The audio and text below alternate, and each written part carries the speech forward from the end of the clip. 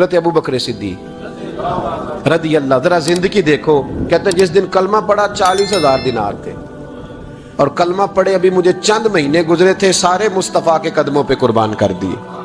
پھر مال کمایا، پھر 4,000 دینار تھے. 4,000 جس دن ہجرت کے لیے نکلا 4,000 تھے. انہیں بھی پتا تھا 2.5% دینا چاہیے. ان کی بھی بیٹیاں تھیں، جوان بھی تھی، چھوٹی بھی تھی، ان کے بھی بچے تھے، لیکن دین کو ضرورت ہے. میرے رسول پاک صلی اللہ علیہ وسلم کے دین کو حاجت ہے. تو فرماتے ہیں اشرفیاں تھی میرے گھر میں، پیسے تھے، درہم تھے، دینار تھے.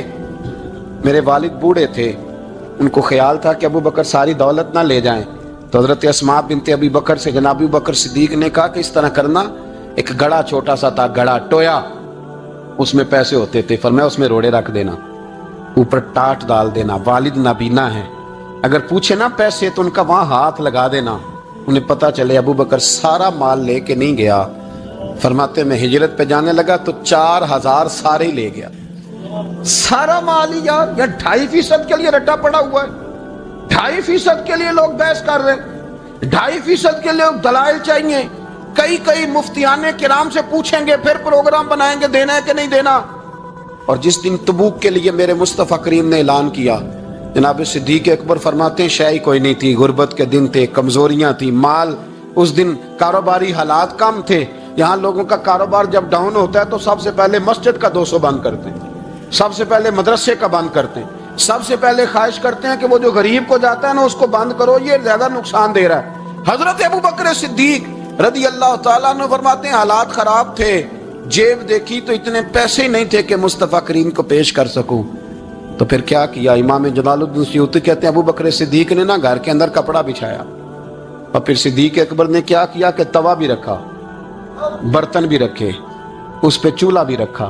ابو بکر صدیق نے اس کے اوپر گھر والوں سے کہا کہ ایک ایک جوڑا پہن لو، ادھر دیکھو میری طرف، ایک ایک جوڑا پہن لو، اور باقی نا سارے جوڑے بھی یہاں رکھو. اور پھر جب لوگ بچوں نے دیکھا نا کہ ابا تو کپڑے بھی رکھوا رہا ہے، کیا بنے گا؟ فرمایا تمہیں تو ایک ایک جوڑے کی اجازت دے رہا ہوں نا، ذرا میری طرف دیکھو. خود اندر گئے تو ٹاٹ کا لباس پہن کے کپڑے بھی اتار کے رکھ دیے، کپڑے بھی اتار کے زمین اسی میں رکھے، سارا کچھ باندھا.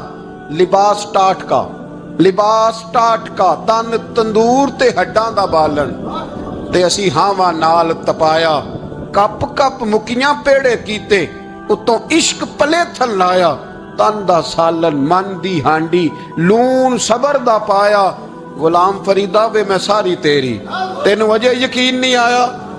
ہر چیز لپیٹ کے نا تو نبی کریم کی بارگاہ میں لے گئے، ہر چیز. میرے محبوب کا بھی انداز دیکھو، فرمایا ماں اب کہتا لے اہلے کا، گھر بھی کچھ چھوڑ کے آئے ہو. دیکھیں ادھر دیکھیں، جب کوئی لاتا تھا تو حضور فرماتے تھے کیا لے کے آئے ہو، یہ کیا ہے؟ یہ پوچھا جاتا ہے کہ یہ پوچھا جاتا ہے گھر کیا ہے؟ بھئی آپ کو کسی نے کوئی تحفہ دیا تو شاپر کھول کے تحفہ دیکھیں گے یا پوچھیں گے گھر کیا ہے؟ لیکن میرے رسول پاک کے لفظ دیکھیں، فرمایا ماں اب کہتا لے اہلے کا. ابو بکر سجنا گھر کیا چھوڑ کے آئے ہو؟ تو رو پڑے، کہنے لگے یا رسول اللہ میں کوئی غریب تو نہیں، میں بڑا مالدار. اب کہتا لہم اللہ و رسول، گھر اللہ بھی چھوڑ آیا ہوں، اللہ کا رسول بھی چھوڑ آیا.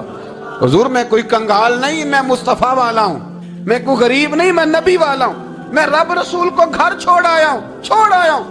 میرے مصطفیٰ کریم علیہ السلام فرمانے لگے تیرے پیچھے جبریل امین کھڑے، اور انہوں نے ٹاٹ کا لباس پہنا ہوا ہے، اور تیرے آنے سے پہلے وہ آ گئے تھے. تو میں نے پوچھا جبریل یہ بوریے کا لباس؟ عرض کی یا رسول اللہ ابو بکر نے پہنا ہے تو رب کو اتنا پسند آیا سارے فرشتوں کو پہنا دیا ہے، سارے فرشتوں کو پہنا دیا، سارے فرشتوں. ذرا یہ لذت تو لے بات کی.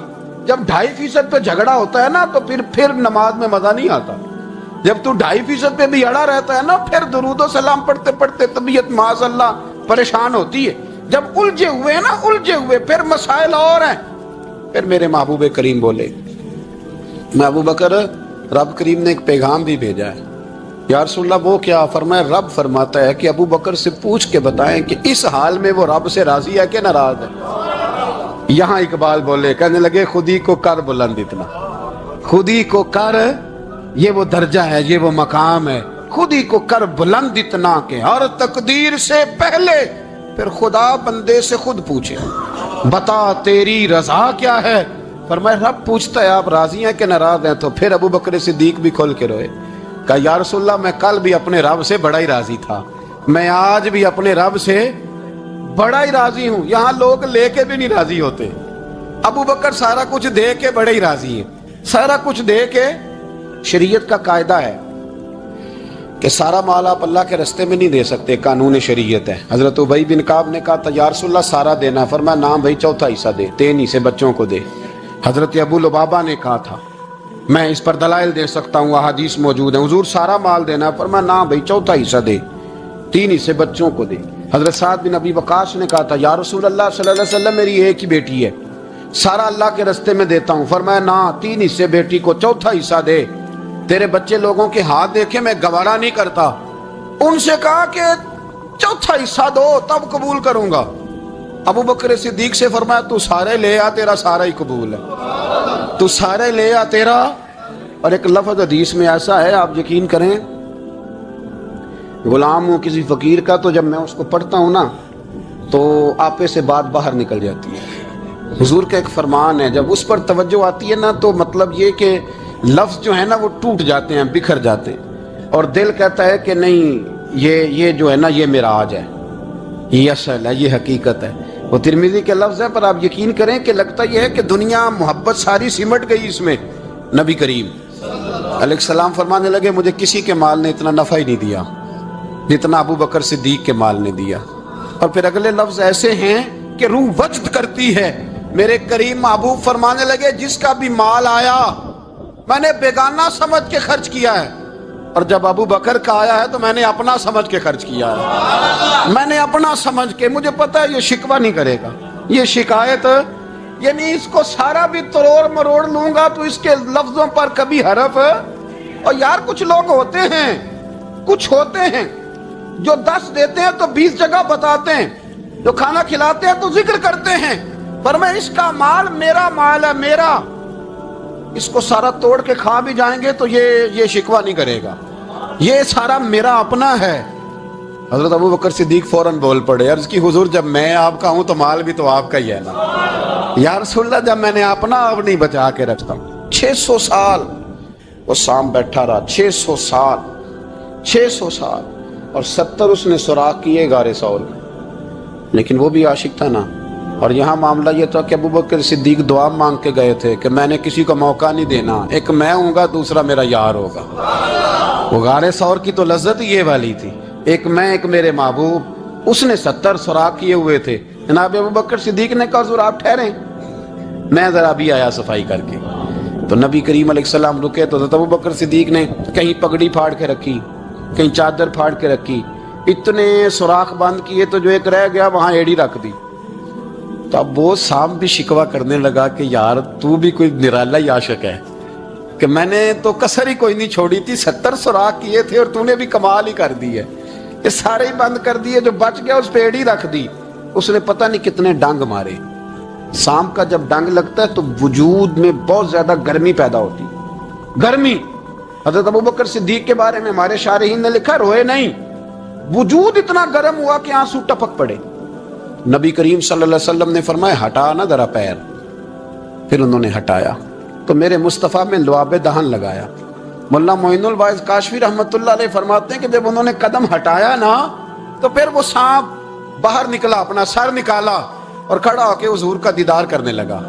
تو نبی کریم نے فرمایا تیرا کام ہو گیا، اب تو جا، مجھے اور ابو بکر کو رہنے دے۔ وہ نکل گیا۔ یہ کیفیات ہے، یہ محبت ہے، یہ بارفتگی ہے، یہ سوز ہے، یہ درد ہے۔ یارو یہ میں کہا کرتا ہوں کہ یہ چیز جینے کا بھی مزہ دیتی ہے، مرنے کا بھی مزہ آتا ہے، مرنے کا بھی مزہ، سرور آتا ہے انسان اس میں جب یہ کیفیات شامل ہوتی ہے نا۔ رنگ اور ہوتا ہے، درد اور ہوتا ہے، ذائقہ اور ہوتا ہے، کیفیت اور ہوتی ہے، پھر کوئی شوق نہیں رہتا اعلیٰ کپڑوں کا، بڑی گاڑی کا، لمبے چوڑے معاملات کا۔ پھر تو انسان ڈھونڈتا پھرتا ہے کوئی مجھے محبوب کی بات سنائے، کوئی اس کی شان میں کوئی شعر سنائے، کوئی اس کا ذکر سنائے، کوئی مل جائے نا کبھی کہ میرے تار چھیڑ دے، کوئی ملے، کوئی بات کرے، کوئی ذکر کرے۔ پھر انسان ڈھونڈتا پھرتا ہے ان لفظوں کو، ان لوگوں کو جو پکڑ کے دروازہ رسول صلی اللہ علیہ وسلم کی بارگاہ تک لے جائیں۔ بڑا پیار کیا میرے قریب محبوب، حضرت علی المرتضیٰ شیر خدا فرماتے میٹنگ بیٹھی تھی بدر والے دن، ہم بات کر رہے تھے خطرہ کہاں ہے، دلیر دلیل لوگوں کی ڈیوٹی کہاں لگائی جائے۔ شیر خدا بھی چاہ رہے تھے کہ میں وہاں ڈیوٹی دوں گا، تو کہتے ہیں سمجھ آئی کہ سب سے زیادہ خطرہ نبی کریم علیہ السلام کے عریش مبارک کا ہوگا، حضور کے خیمے کو، چھپر مبارک کو۔ قریش مکہ سب سے زیادہ حملے وہاں کریں گے جہاں حضور ٹھہرے ہوں گے۔ طے ہو رہا تھا کس کی ڈیوٹی لگائیں، کس کو وہاں ذمہ داری سونپیں۔ کہتے ہیں ہم بات کر رہے تھے اور میں تیار تھا وہاں جانے کو، اچانک ابو بکر صدیق آ گئے۔ کیا باتیں ہو رہی ہیں؟ تو ہم نے کہا جناب ہم پروگرام بنا رہے ہیں کہ وہاں ڈیوٹی کس نے کرنی ہے۔ تو فرمانے لگے یہ کرنے والی بات ہی کوئی نہیں، میں نے تو عرض کر بھی دیا نبی پاک کی بارگاہ میں کہ یا رسول اللہ یہاں ڈیوٹی میں ہی کروں گا۔ تو حضرت ابو درداء رضی اللہ تعالیٰ عنہ عرض کرنے لگے حضرت ابو بکر صدیق سے کہ حضور آپ کے ساتھ کون ڈیوٹی کرے گا؟ فرمانے لگے کسی کی بھی ضرورت نہیں، کوئی ماں نے لال جنا ہی نہیں، کوئی جنا ہی نہیں ماں نے لال جو ابو بکر کے ہوتے ہوئے نبی پاک تک پہنچ جائے، کسی کی جرت ہی نہیں، میں اکیلا کافی ہوں مصطفیٰ کریم کے خیمے کا پہرا دینے کے لیے۔ یہ اعزاز، یہ شان، یہ لطافت، اور میرے نبی کریم علیہ السلام نے بھی پھر حضرت ابو بکر کو چاہا تو کمال ہی کر دیا، چاہا تو کمال ہی کر دی، کمال ہو گئی۔ حضرت ابو درداء کہتے ایک دن حضور علیہ السلام نے مجھے فرمایا ابو درداء یہ تو نے آج کیا کیا ہے؟ حضور کیا ہوا؟ فرمایا آج تو گلی میں چل رہا تھا اور ابو بکر صدیق کے آگے آگے چل رہا تھا، گلی میں ابو بکر کے آگے آگے چل رہا تھا۔ یا رسول اللہ صلی اللہ علیہ وسلم کیا ہوا؟ فرمایا نہ کسی پہ سورج طلوع ہوا نہ غروب ہوا جو میرے ابو بکر سے افضل ہو، خبردار اس کے آگے نہیں چلنا، ابو بکر صدیق کو کمر نہ ہونا چاہیے۔ شاہ ولی اللہ صاحب نے ایک بات لکھی ہے، بڑی نرالی ہے، وہ بھی بڑی نرالی۔ مثل تعویذ ہوتے ہیں نا کچھ لوگ، جب بھی ملتے ہیں شفا ہوتی ہے۔ بڑی شاندار عجیب بات لکھی ہے۔ حضور صلی اللہ علیہ وسلم نے ایک دن فرمایا کہ وقفے سے ملا کرو محبت بڑھتی ہے، یہ حضور کا فرمان ہے، وقفے سے ملا کرو محبت بڑھتی ہے۔ قدر کھو دیتا ہے نا ہر روز کا آنا جانا، اور بڑی دلچسپ ہوتی ہیں بے ترتیب ملاقاتیں۔ تو کہا کہ وقفے سے ملا کرو۔ حضرت ابو ہریرہ بھی تھے، دیگر لوگ بھی تھے، حضور نے فرما دیا۔ حضرت ابو بکر صدیق بھی سن رہے تھے۔ زور کی نماز پڑھی گھر چلے گئے، عصر پڑھی تو گھر چلے گئے، مغرب پڑھی تو گھر چلے گئے۔ حضرت انس بن مالک رضی اللہ تعالیٰ عنہ کہتے ہیں 3 دفعہ حضور نے پوچھا ابو بکر نہیں آئے، ابو بکر نہیں آئے، ابو بکر نے کہتے 3 دفعہ پوچھا تو میں پھر پہنچ ہی گیا۔ میں نے کہا ابو بکر 3 دفعہ حضور نے پوچھ لیا کہ ابو بکر نہیں آئے، ابو بکر نہیں آئے۔ تو جناب صدیق اکبر دوڑے، حضور حکم۔ فرمایا کہاں تھے صبح سے؟ عرض کی یا رسول اللہ آپ نے تو فرمایا تھا وقفے سے ملا کرو محبت بڑھتی ہے۔ تو محبوب فرمانے لگے تمہیں تھوڑی کہا تھا، تمہیں تھوڑی کہا تھا، تو نہ جایا کر یار، تو رہا کر، تو رہتا ہے تو دل جمع رہتا ہے، تو یہاں موجود ہوتا ہے تو دل۔ اب یقین کریں کچھ لوگ ایسے ہوتے ہیں جن کے بارے میں دل کرتا ہے انہیں بندہ خرید کے پاس رکھ لے، ان کو خرید لے، یہ یہیں رہیں، یہ جائیں نہ، اس لیے کہ ان کا لب و لہجہ اور ہوتا ہے، ان کا طرز حیات اور ہوتا ہے، طرز غلامی اور ہوتا ہے، طرز فرما برداری اور ہوتا ہے، انداز اور ہوتا ہے۔ فرمایا تو نہ جایا کر، یہی رہا کر۔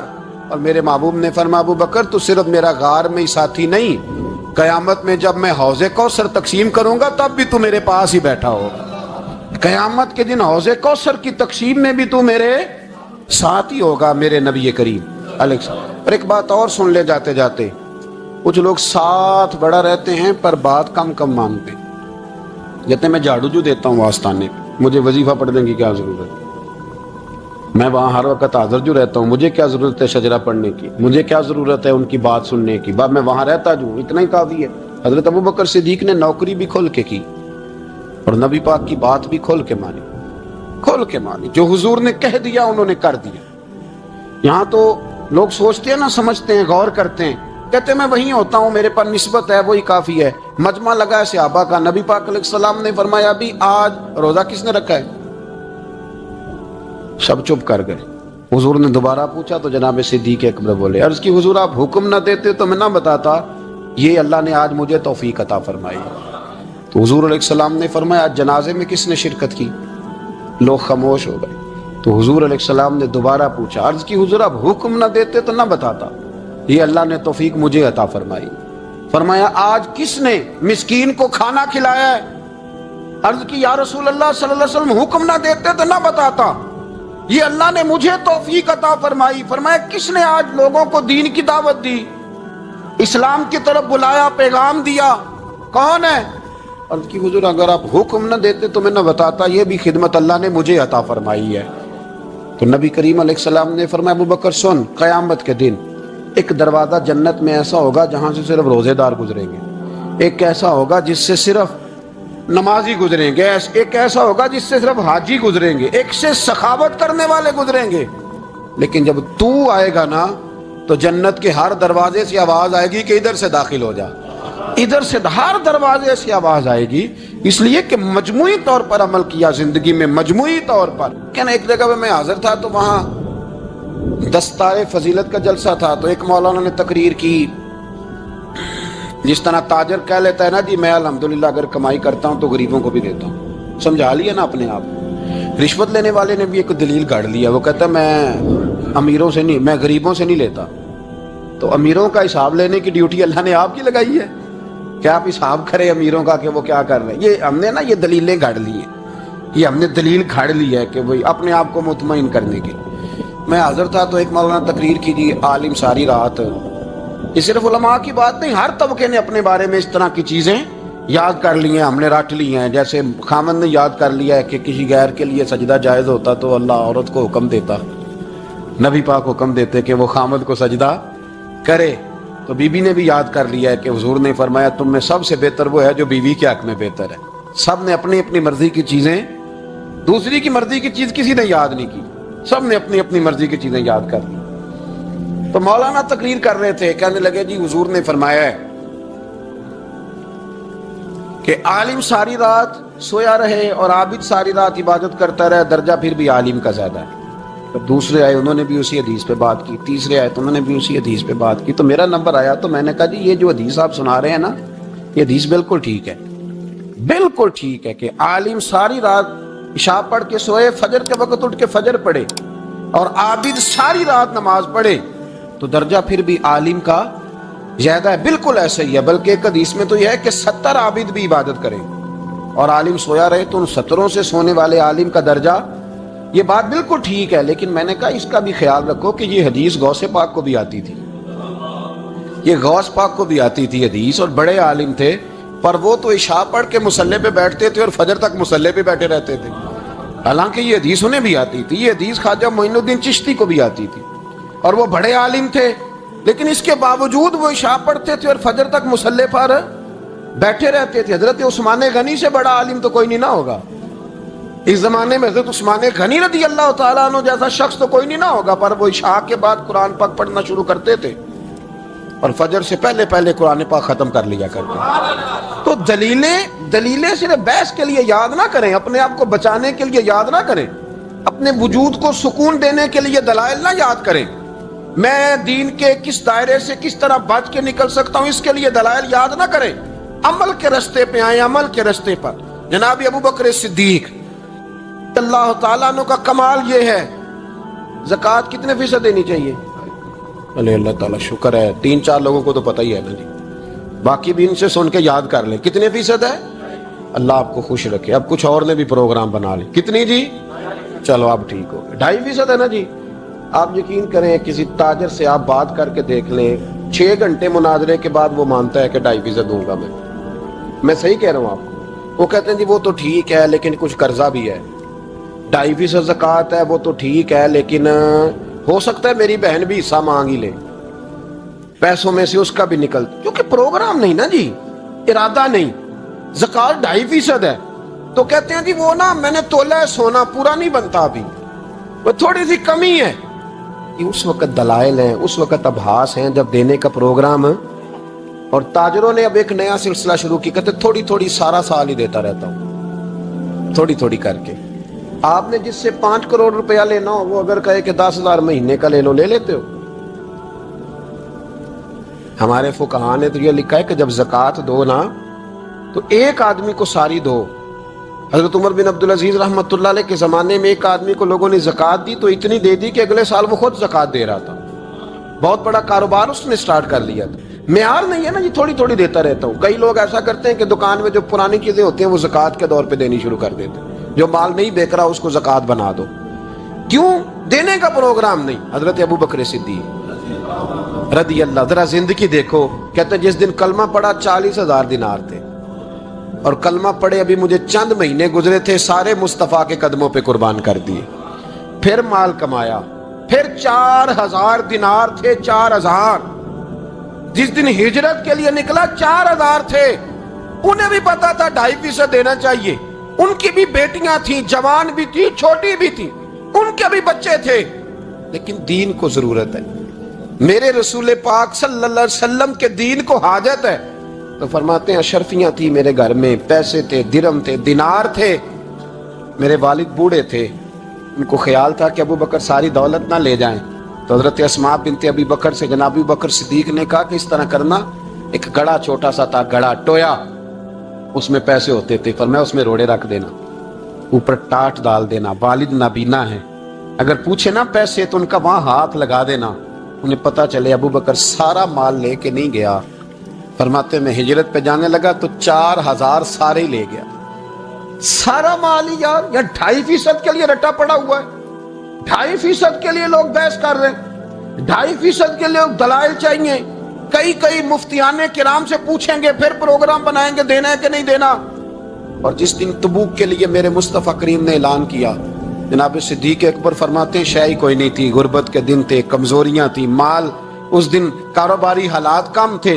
यहाँ लोगों का कारोबार जब डाउन होता है तो सबसे पहले मस्जिद का 200 बंद करते हैं, सबसे पहले मदरसे का बंद करते हैं, सबसे पहले ख्वाहिश करते हैं कि वो जो गरीब को जाता है ना उसको बंद करो, ये ज्यादा नुकसान दे रहा है। हजरत अबू बकर सिद्दीक रदी अल्लाह तआला अन्हु फरमाते हैं हालात खराब थे, जेब देखी तो इतने पैसे ही नहीं थे कि मुस्तफा करीम को पेश कर सकूं।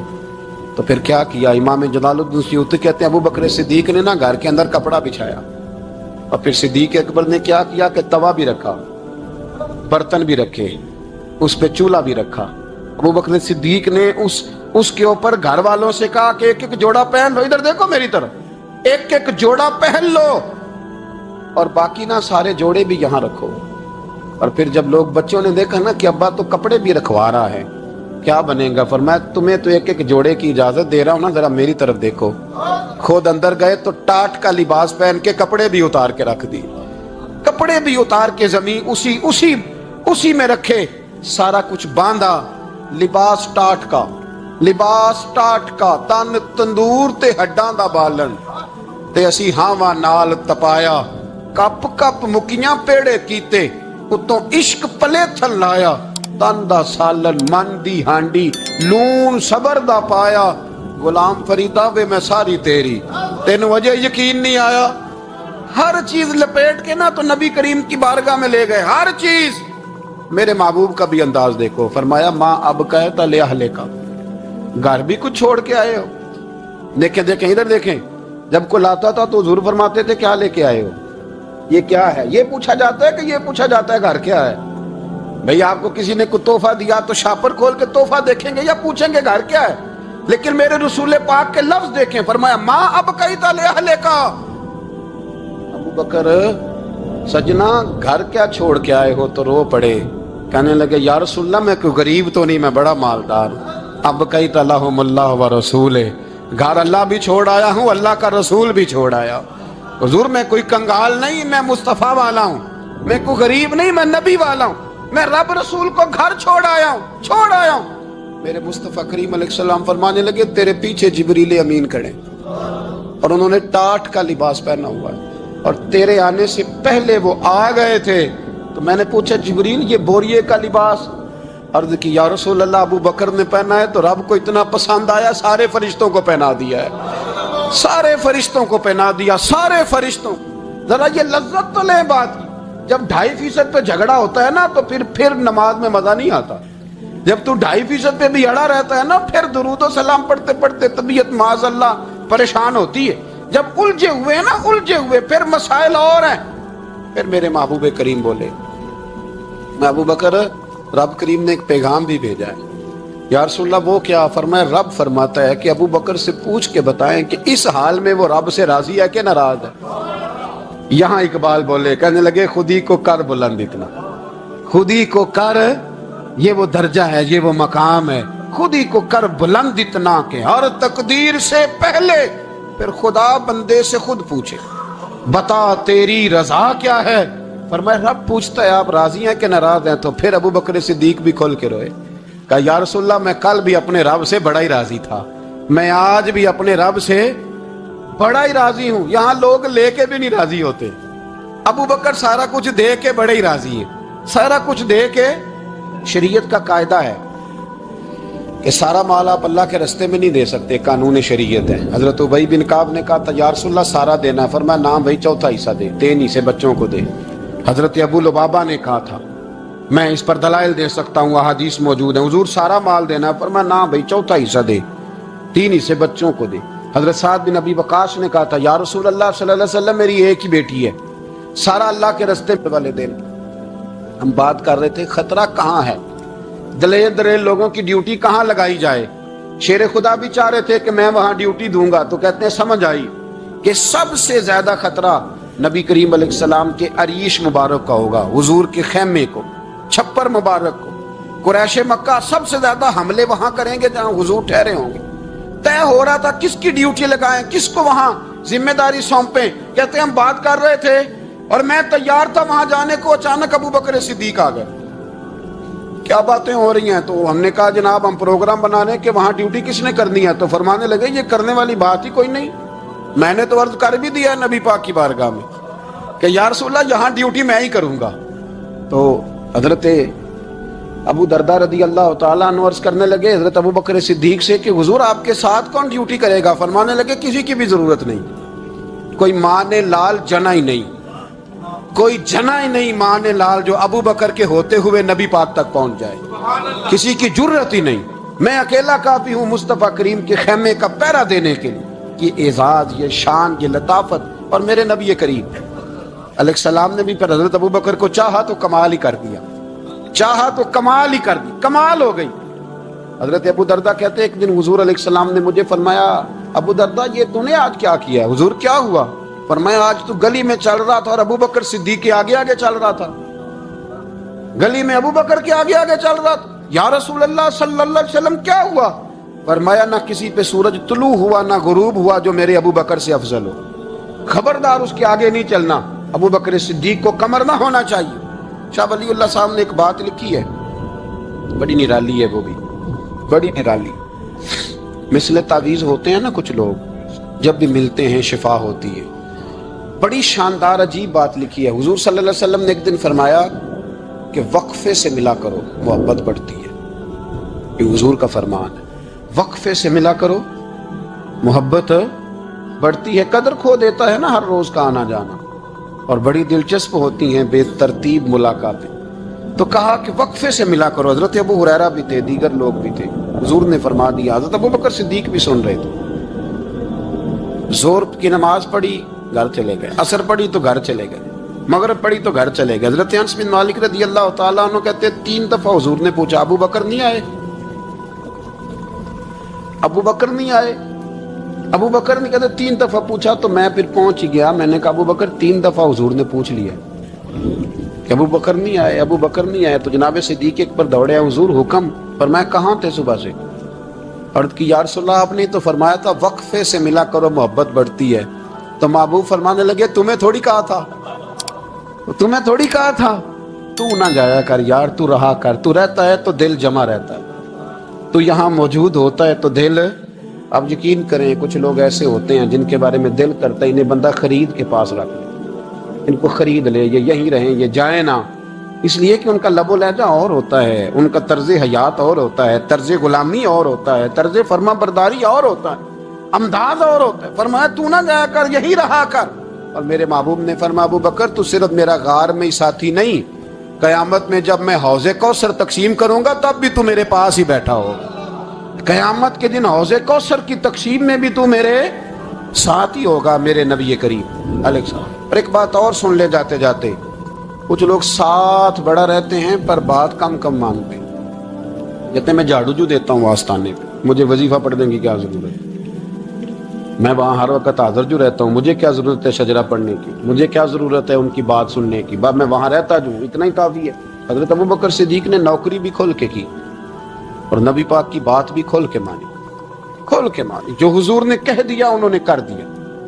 یہاں تو لوگ سوچتے ہیں نا، سمجھتے ہیں، غور کرتے ہیں، کہتے ہیں میں وہیں ہوتا ہوں، میرے پاس نسبت ہے، وہی کافی ہے۔ مجمع لگا ہے صحابہ کا، نبی پاک علیہ السلام نے فرمایا ابھی آج روزہ کس نے رکھا ہے؟ سب چپ کر گئے۔ حضور نے دوبارہ پوچھا تو جناب صدیق اکبر بولے، عرض کی حضور آپ حکم نہ دیتے تو میں نہ بتاتا، یہ اللہ نے آج مجھے توفیق عطا فرمائی۔ حضور علیہ السلام نے فرمایا آج جنازے میں کس نے شرکت کی؟ لوگ خاموش ہو گئے۔ تو حضور علیہ السلام نے دوبارہ پوچھا، عرض کی حضور آپ حکم نہ دیتے تو نہ بتاتا، یہ اللہ نے توفیق مجھے عطا فرمائی۔ فرمایا آج کس نے مسکین کو کھانا کھلایا ہے؟ عرض کی یا رسول اللہ صلی اللہ علیہ وسلم حکم نہ دیتے تو نہ بتاتا، یہ اللہ نے مجھے توفیق عطا فرمائی۔ فرمایا کس نے آج لوگوں کو دین کی دعوت دی، اسلام کی طرف بلایا، پیغام دیا؟ کون ہے؟ عرض کی حضور اگر آپ حکم نہ دیتے تو میں نہ بتاتا، یہ بھی خدمت اللہ نے مجھے عطا فرمائی ہے۔ تو نبی کریم علیہ السلام نے فرمایا ابو بکر سن، قیامت کے دن ایک دروازہ جنت میں ایسا ہوگا جہاں سے صرف روزے دار گزریں گے، ایک ایسا ہوگا جس سے صرف نمازی گزریں گے، ایک ایسا ہوگا جس سے صرف حاجی گزریں گے، ایک سے سخاوت کرنے والے گزریں گے۔